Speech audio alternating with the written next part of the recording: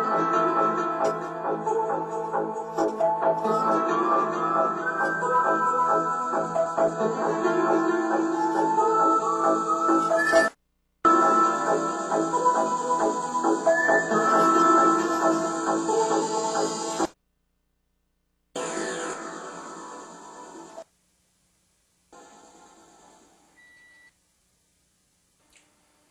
I'm Gary Summers.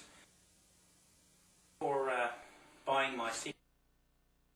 Now, I've been in the magic business now for 20 years, and over those years I've done and got really interested in magic. And I thought what I'd like to do some of those secrets with you, and then also some performance tips that with you at the end of the video. Got an interesting thing, you know.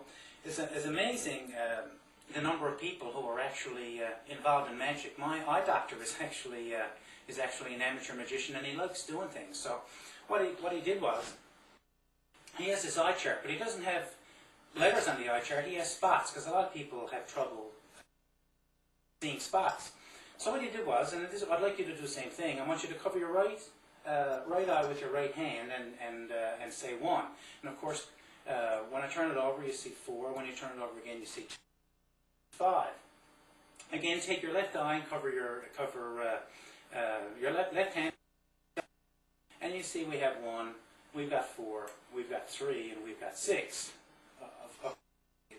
This is just, you can create the illusion of people seeing things that they really can't see.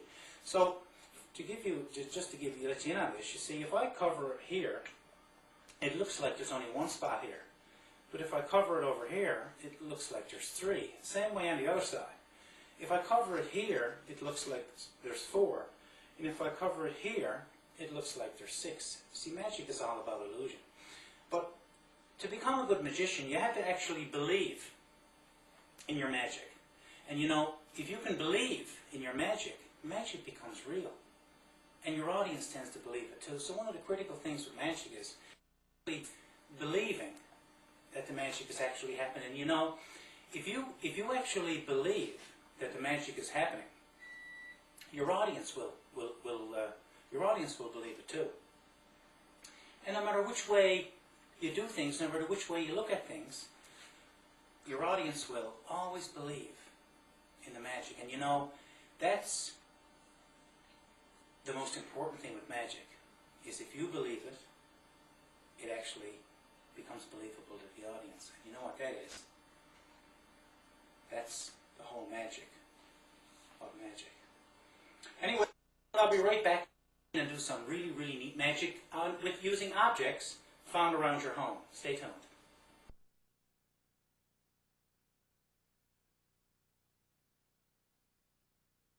Hi, welcome back. Okay, the first thing we're going to do is magic with elastic bands. So all you need, and you don't need these are for here, but it doesn't matter as long as they're elastic. I'll show you the first magic with 1, and then I'll explain to you how it's done, and I'll do it with 2 and explain to you how it's done. You see, these are actually jumping elastic bands. And if you get the right kind, what you can do is you can take the elastic bands on that finger and make them jump over to that finger. Pretty neat. Here's how it's done. Quite simple. Make sure you wind it around here, and when you're coming behind, now of course you do it like this so the person can't see what's happening behind your hand. But what you're actually doing is behind your hand, you're actually putting your 4 fingers inside here. So that what happens is, and I'll do it in slow motion, you can see it jumps over to the other hand. I'll show you one more time. Around here like this, and get a good angle at it when it's behind. And you always do with this. Remember, it's very critical to be aware of angles and make sure that people can't see certain things. So you wouldn't do it like this, because then the people can see you doing it. So you do it like this, so they can't see it. But I'll do it this way so you can get a good idea of it. So I'm doing it this way as if the audience is to my left. So you wind it around like this, you pull it out and pull the 4 things so that when it comes up, it switches over to the other hand. Then you can do this again. You say, well, I can make it switch back. Just like that. Now, if you want to be really creative, and of course you have to have two different colored elastic bands. You can put the orange one here, and you can put the blue one right here. And you can say, okay, now just watch. I can do this.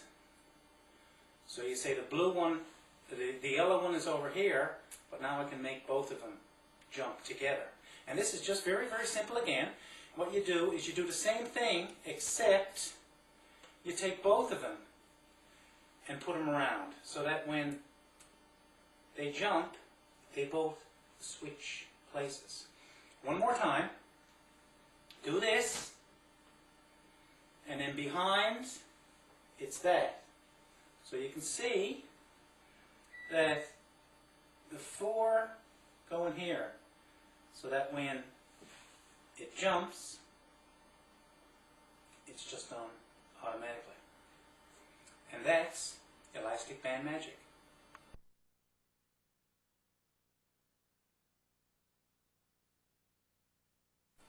Alright, okay, paper clips. What you'll need for this is some money, 10 or 5 or a 20, doesn't matter, and 2 ordinary paper clips. I'm just going to take an ordinary $10 bill and fold it 3 ways, so that I just attach 2 paper clips like this. All I do is pull them apart, and that happens sometimes. The paper clips become joined. Let me explain to you how I did it. Very, very simple. It's all in the way you put the paper clips into the $10 bill. Now, if we can get just a little close-up here of this. You fold the $10 bill 3 ways, so that there's part of it overlapping here, and part of it is overlapping here. Your first paper clip you attach to the back to, like that. The other paper clip you attach the front to. Show it to you one more time. One paper clip joins these 2. The other paper clip joins these 2.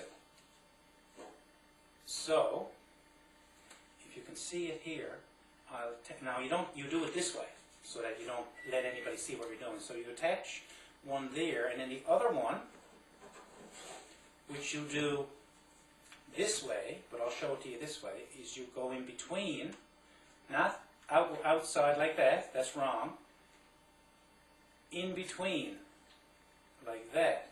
So all you have to do is pull them apart like such, and they join. And it's all in how they're attached to the $10 bill. And that's paperclip magic.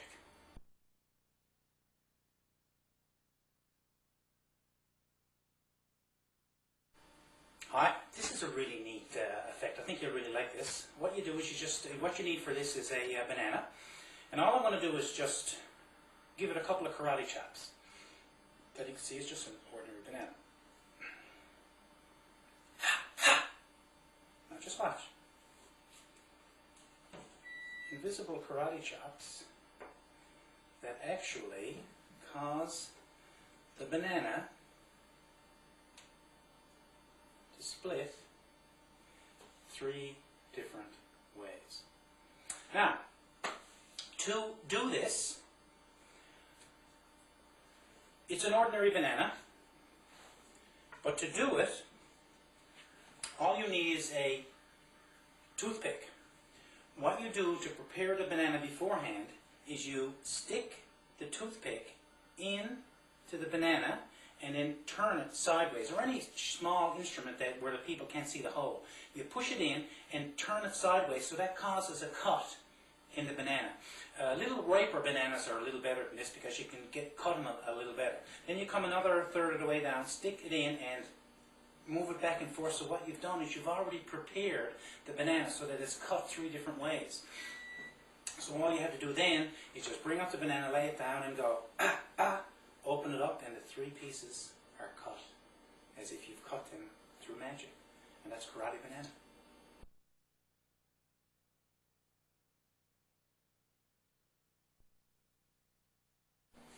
Here's a really neat card trick. All you need is a deck of cards. You take out 2 cards and you say, I've got a 6 and a 9. And you can let anyone from the audience put the 2 cards anywhere in the middle of the deck. And then you're just able to very quickly show them that you have magically extracted the cards from the deck.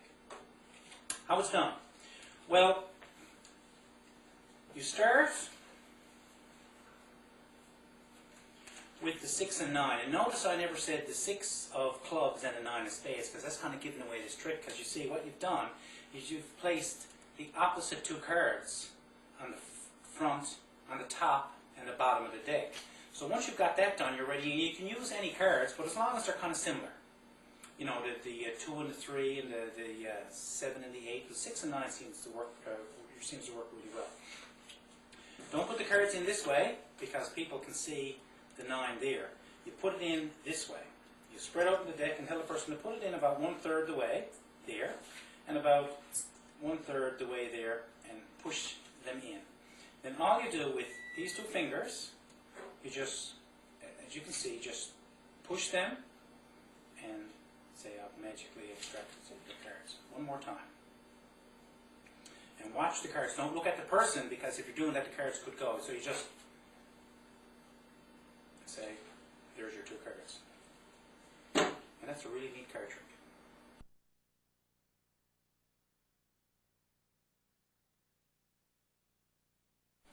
Alright, money magic. A couple of effects here with money magic. I've got a $5 bill and a $10 bill. And all I'm going to do is I'm going to take the $5 bill and place it on top of the $10 bill like this. And I'm going to fold, roll the 5 and the 10 up like so. And what I'm going to do is I'm just going to take my hands and place them on the 10 and the 5, so that when I unfold them, and I'll try and do this as easy as possible, you can see that the 10 is now on top of the 5. And I'll be just right back with the explanation. Okay, now watch closely. Here's the explanation. You actually do take the 5 and place it over the 10, like that, on a diagonal. Not this way, right like this. And when you roll them up, you're not doing anything here yet. When you're rolling it up, you roll it at a diagonal so that it's coming, so that both get evenly rolled up about the same amount. You continue to roll them up like this, just like this. Now, when you get to this stage, you hide this right here with your hand, and you get the person to put their finger on the 5 there, and when they're doing that, what you do is you, let me just come back here because this is very critical. What you do is you roll this 10 so that it flops over. So now, when you unroll it, the 10 is on top of the 5. I'll do it one more time for you. Watch very, very closely, because the move is so subtle, and we'll do it without anyone putting their hands on it this time. So I'll try and show you how you do that switch. So you take the 5 and the 10, just like this. You roll them up, just like this, diagonally. And I'll try and do it as a front view here, just like this. Now, when a person puts their finger here, you hide here, because what's happening is, as you turn this, that's going to flip over once. And when it flips over once, and when the person puts their hand on it there, as you unroll it, you can see that the 10 is now over the 5. I'll do it one more time, because it's really important that you get that move down. If you don't get the move down, you're not going to do it right. One more time. 5 and 10. roll it up like this. Now I'll turn it around and show it to you. So that when the person puts their finger on this 5, you just roll this one so that it turns once. You can see that there now. Right here it's the same as it always has. And if you unroll it here now, the 5 would still be on top of the 10. But if you just give it one more turn like that, then get the person to put their finger on it. When you unroll it, the 10 is on top of the 5. And that's money magic. Here's another really neat magic with money. $5 bill. Watch closely, you see, because you can actually give the illusion as though you're tearing the $5 bill. And I'll make sounds like shh, shh, shh, like that. You can even take it down to even, and that illusion looks pretty good. It actually looks like there's nothing in there. But you see, you can take this $5 bill and with a little magic focus, you can kind of make it back in one piece again. Explanation. Very, very, very, very lowly effect. You tear down this side, and you tear down this side.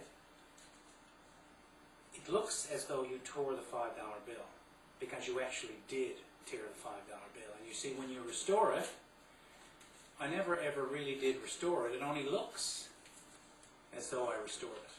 So here's what you do.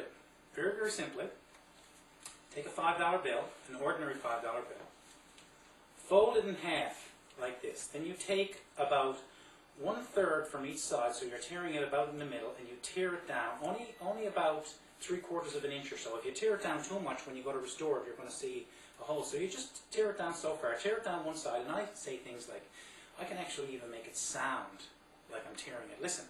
Shh, shh, shh. And then shh, shh, shh. Say. And if I fold it back, it actually looks like I tore that $5 bill, doesn't it? See, there's really nothing there, but you know, all magic is an illusion. And you take part of the 5 and fold it up there. Take the other part of the 5, fold it up on the other side. Then you take your two ends, and when you pull it together, pull it and make it tight so that you can actually show the $5 bill, and it looks as though it's restored back to one. Now, of course, the thing is, you can't show this to anybody because obviously the tear is still there, but it's a really, really neat bit of money magic. Okay, we just did some money magic with bills. I'm going to do a little more money magic now with coins, and this is a really neat one because you just sort of take the quarter, and if you're going to blow on it, you can make it disappear, and of course then you can kind of pull it out of someone's ear. This is what's called a French drop, and it's just a retention, and I'll show you how it works. You hold it, like, and again, remember I was telling you about angles. You don't do it this way because you can see, the person can see the coin dropping.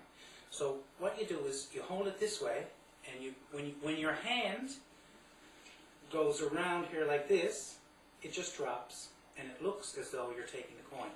Now the way to practice this is you actually take the coin as many times as you can when you feel comfortable with it, because the way with magic is it has to be natural. You can't do something like this because you wouldn't take a coin out of your hand. So you take the coin as naturally as you would.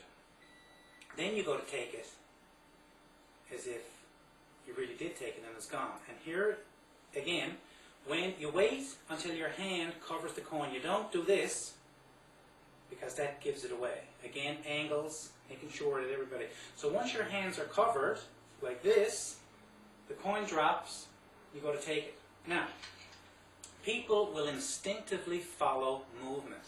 They'll always follow movement. So, when you do this, you don't do this because people are going to follow that hand. You do this. And you look at it.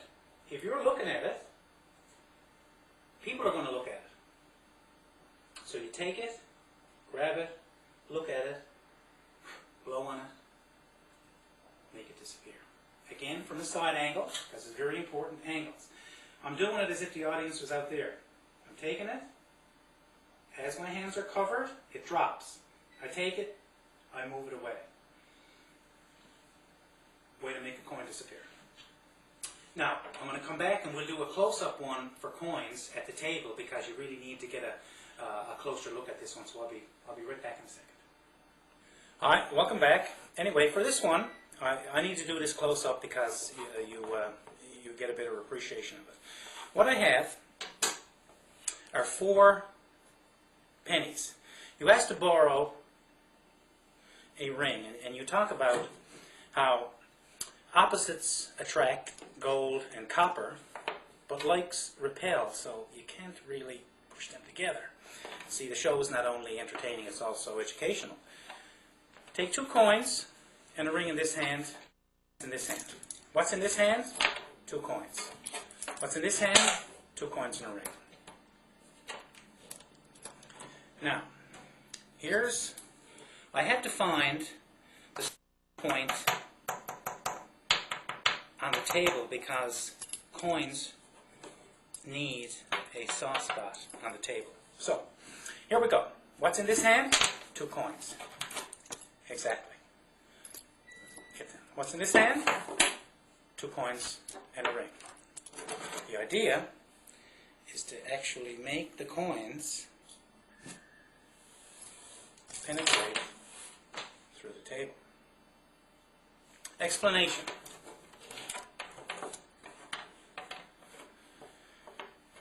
When you take the ring and the 2 coins in this hand and the 2 coins in this hand,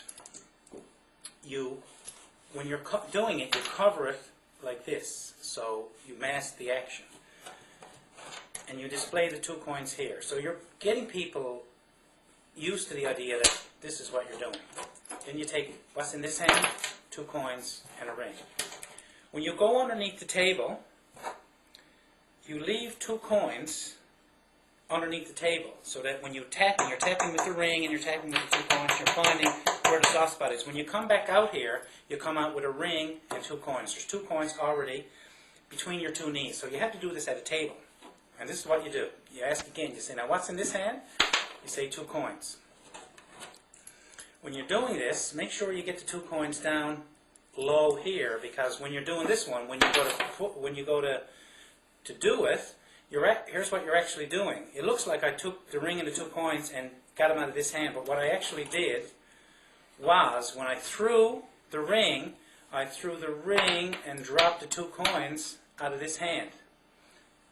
And I don't drop them out of this hand here until it's covered with my hand. Show your hand empty, pick it up. Now you take the 2 coins in the ring, go underneath the table and pick up the other 2 coins and go bang, done. I'll do it one more time. 2 coins in the ring and 2 coins. First time you do it, you throw it like that. And be careful, sometimes if your hand sweats, and I think when I did it the first time, the coins kind of stuck to my hand. So make sure you put some powder or something on your hands to make sure it doesn't stick. I'll do it one more time very quickly. 2 coins in the ring and 2 coins. This hand, 2 coins, and when you throw it, open your hand, show it empty. Pick them up, this hand, and when you're doing it, make sure that when you throw it, you do that, so that when you do it the second time, it's not different than when you did it the first time. So you got 2 coins in the ring, you reach down through here, you come up and you say, what's in this hand? You go 2 coins. You pick them up, and you say, what's in this hand? You go 2 coins in a ring. So you pick them up like this. Person still thinks that there's 2 coins in this hand. There's not. You reach underneath, grab the other 2 coins, go. There we go. Now, let me show you the move one more time, because it's very critical that you get the movement right. Remember, when you've got them here, you do that, and then you do that. Always this to disguise what's going to happen. Because if you do this, and then do this, like that, both hand movements have to be the same, otherwise people are going to think that you're doing something suspicious. So, the 2 hand movements the same would be this. 2 coins this way, just like that. Show your hand empty, pick them up. Then this one would be 2 coins in a ring. And all you've done is when you came across, you dropped the ring at the same time releasing the 2 coins this way. Again, the way you would do it in fast motion would be this. So people are looking at that, and of course I've dropped him out of here. And that's coin magic.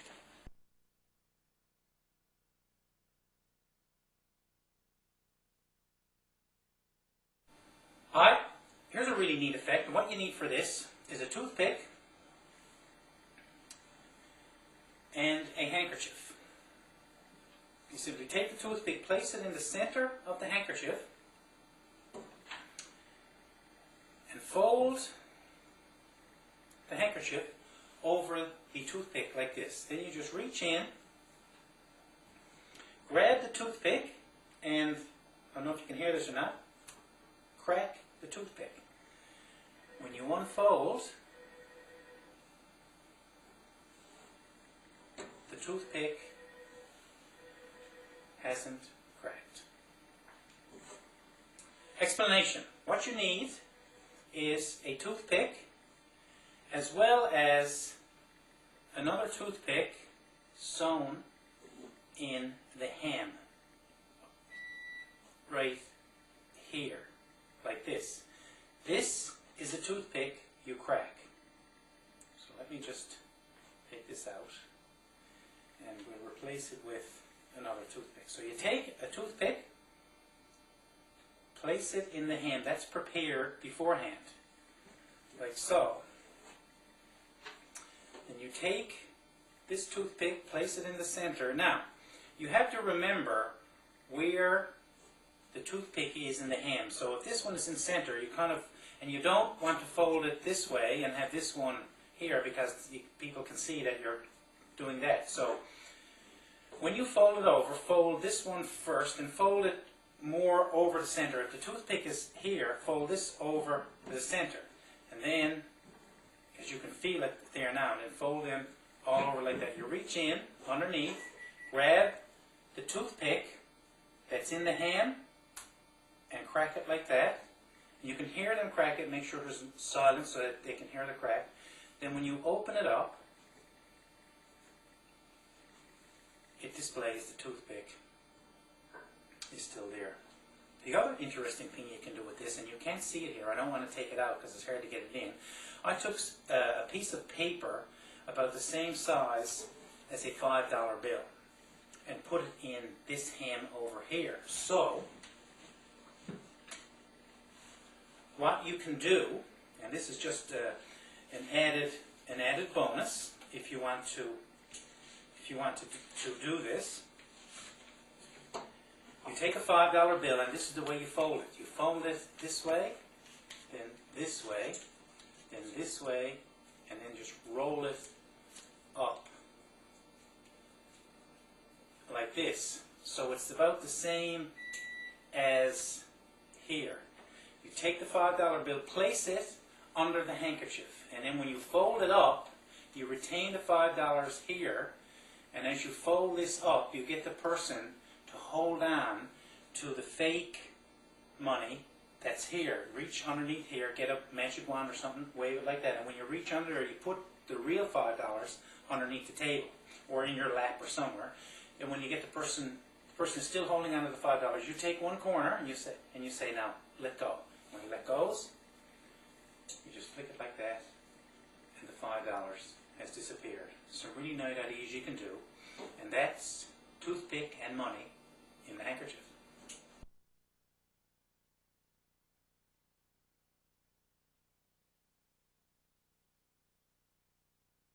Okay, for this one, all you need is a pencil. Here's what you do. You take the pencil and you hold it like such. And all you need to do is levitate the pencil through no means of support. Take it, just wiggle your fingers like that, and the pencil here it is. Remember I talked earlier about angles. You've got to be very careful of angles. You don't want to do it like this or like this, and you'll see why. Very important when you hold onto the pencil like this, you grab your wrist like this so people see you grabbing your wrist. Now, with the audience that way, this is the way it looks like. As you're opening, you take this finger and hold the pencil like that. That's what it looks like from back on, front on. It looks like the pencil here, you grab it here, and there we go. And then, to end off, you just kind of move your finger away from the pencil like that, and it drops on the table. And that's a really neat, nice idea called a levitating pencil.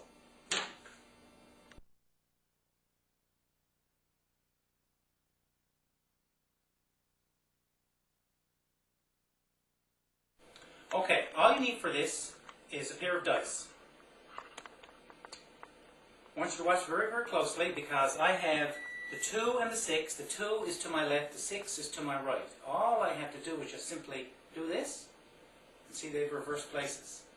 If I do it one more time, you see they've reversed places again. And I can do it as many times as I can with a just simple flick of the wrist, and they can jump places. Well, they actually really don't jump places. If we can get a close-up here of these dice, I'll show you what you need to do. And what you do is you can see the 2 and the 6 here. You have to find the corresponding 2 and 6 on the other side. So what you have is the 2 here, and the 6 here, and the 6 here, and the 2 there. And so the way you hold the dice is like this way, and the other 2 are there. So all I'm doing is when I'm doing this effect, the moving of my hand is just a distraction. When I move my hand up, all I'm doing is rolling the dice like that, and when I move my hand down, I'm just rolling the dice back that way. You need to have some kind of a misdirection where someone is moving, because if you didn't move your hand, the people would see you moving the dice like that. So it's just a simple move like that causes them to jump back and forth. So just remember, with this one, you have to have the 2 and the 6 here, and then the 6 and the 2 there. And then it's just a simple matter of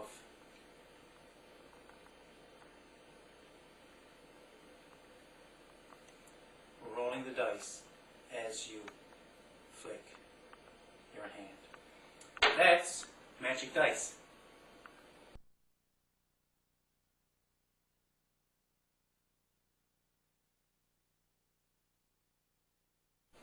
Okay, all you need for this one is a thimble. Here's what you do. You just take the thimble, place it on your finger like this, and then you go to grab the thimble and pluck it off and blow to make the thimble disappear. All you have to do then is just reach, grab the thimble, place it back on your finger. How it works, very, very simple. And I'll do the back view so you can see it. When I go to grab the thimble, all I'm doing is you have to make sure your hand comes over your finger here like this. If you do this, when you're doing it, when you're giving it away, all I'm doing is I'm taking the thimble and just putting it there and putting it back on again. So that's all it is. So when I go to reach for the thimble, and this is with the audience out there, I'm going to reach for it, and then I'm just doing this. Pluck it off, blow, make it disappear. When you go to put it back on, when your hand covers, it goes out, and there's the thimble again. Front view again. Remember, don't do this, because you have to disguise the movement. So just as your hand covers, off it goes. The thimble is right there. When you go to put it back on, make sure your hand is covered. Put it back on, and there's the thimble. So the move, just very simple. The move is this. and that. Cover, pull off, blow, grab, put it back on. And always do it under cover. Always do it under cover. And that's thimble magic.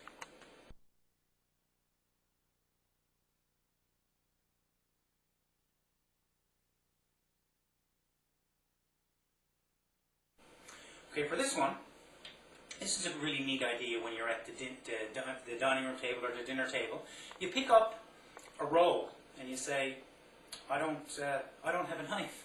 So all you do is you kind of take the roll, place it in your hand and kind of pull out a knife. Neat appearance of a knife. Here's how it's done. Quite simply, you have to be wearing a watch to do this.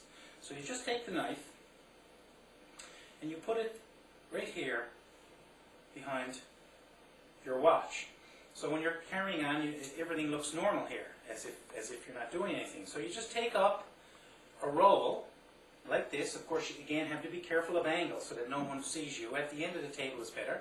You poke a hole through the bun and you kind of reach in and pull out the knife. Now when you're doing this, you don't say, watch what I can do. You just kind of casually do it. Just very casually. You hold on to the bun like this and you don't say, just watch this. All eyes will be on you and then people will be wondering what you're trying to do. You just kind of casually say, and if there is a knife on the table, put it there so that you don't have a knife. And you look and you say, boy, I don't have a knife. Then you just kind of reach in and kind of pull it out. Use it then to butter your bun. And that's a paring knife in a dinner roll.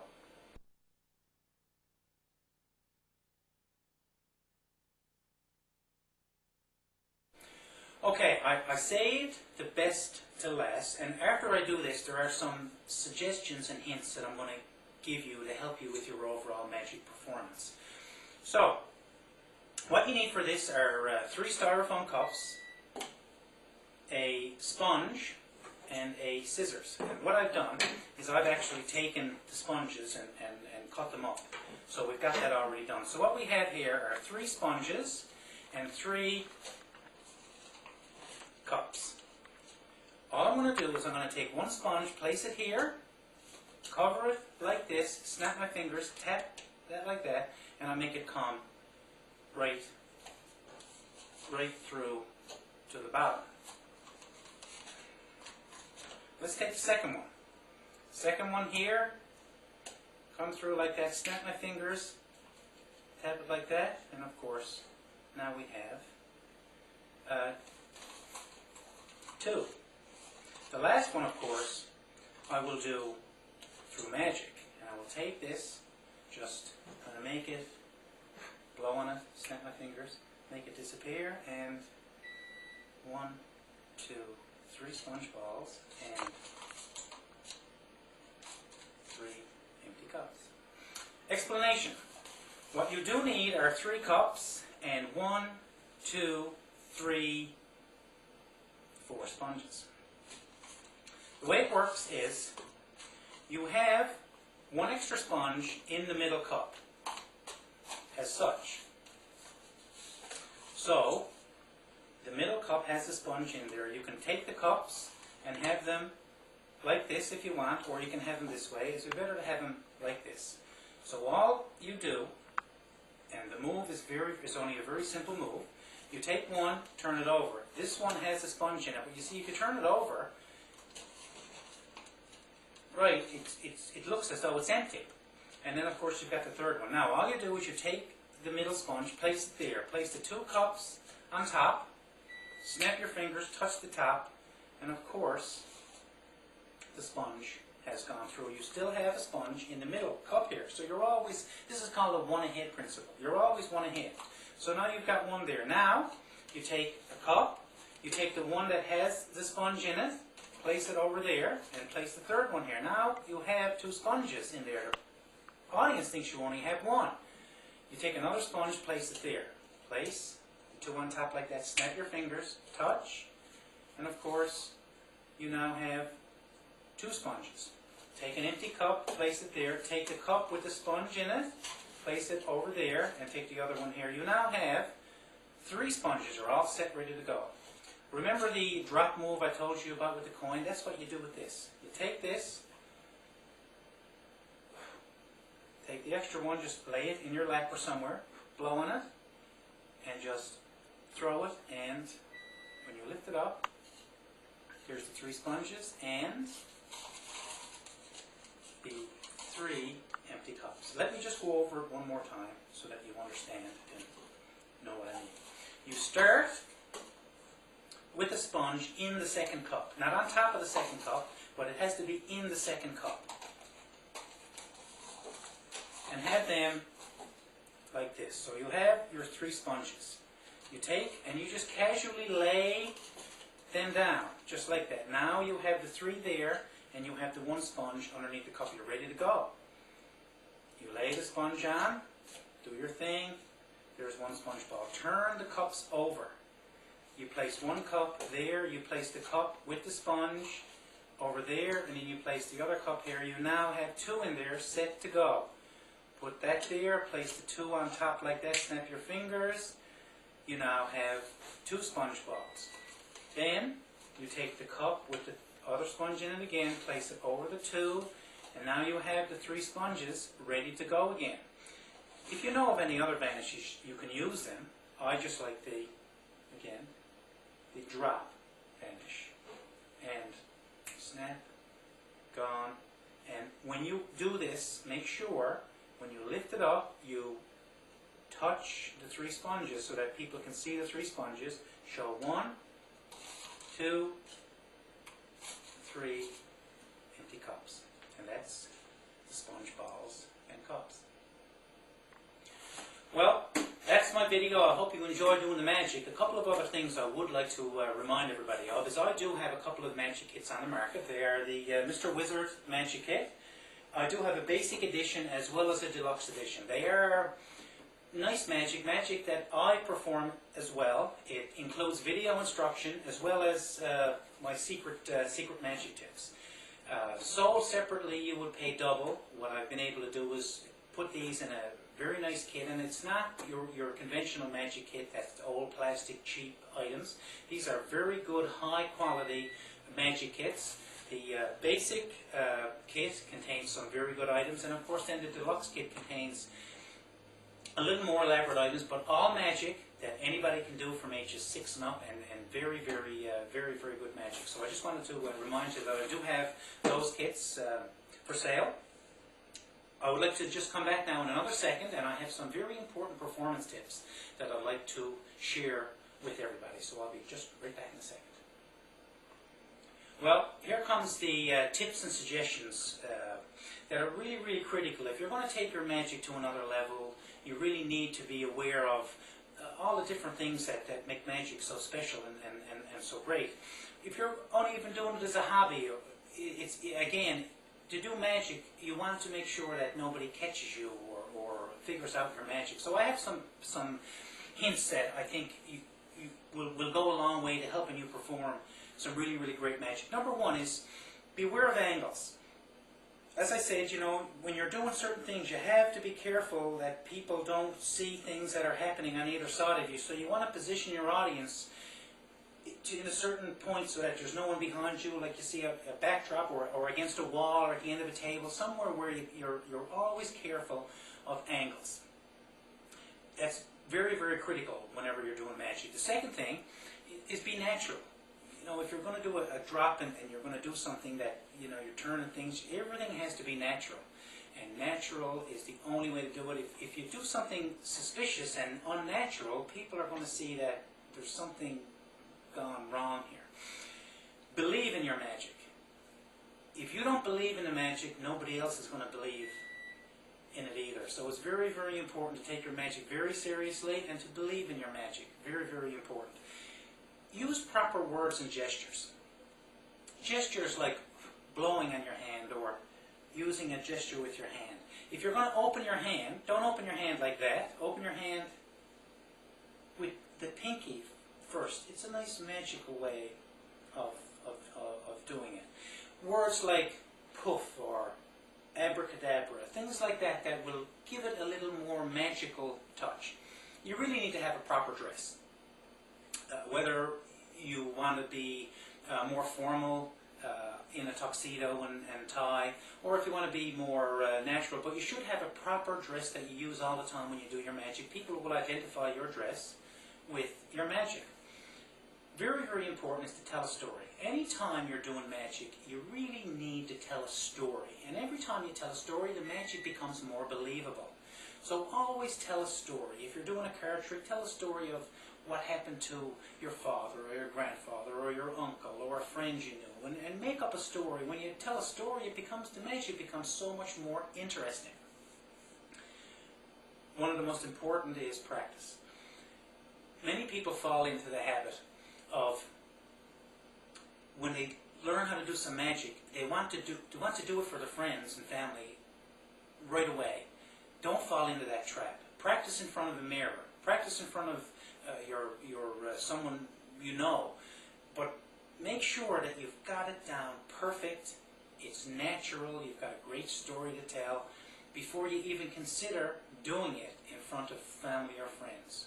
Mirror is the ideal way of doing it. You don't have anyone in worried about catching you. You can see yourself doing it. If you look at yourself in the mirror doing it, you can do things without even have to look and see what you're doing, and that makes it even much more better to be able to be so natural. So, above all, practice, practice, practice, practice. Magician's Code of Ethics. A couple of things, I guess most importantly, is number one is never do a magic trick more than once. You see, the element of surprise is so important in magic, and once the people understand what the surprise is, or they know what the surprise is, they're going to be looking for it. So it's not going to be really magical anymore.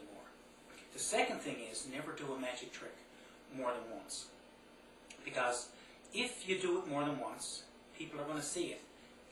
And the other thing is, never tell anybody what you're going to do. Don't say, I'm going to make this happen or I'm going to make something else happen, because then you've destroyed the surprise.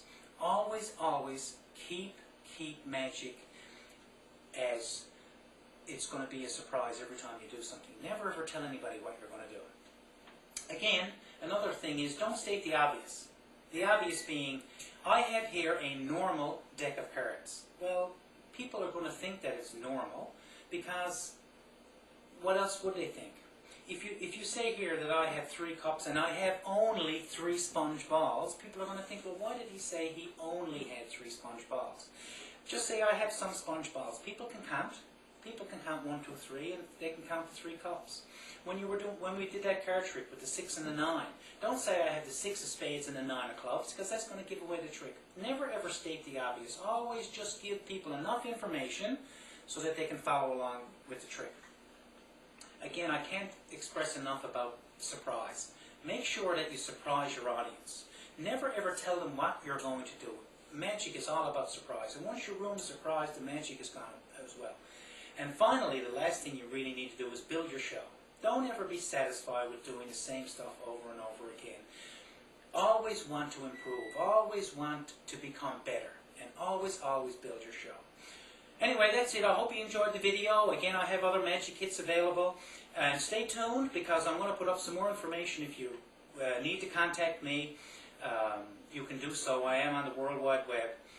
So again, thanks very much for buying the video. I hope you enjoyed doing the magic as much as I have doing this tape for you. Bye-bye.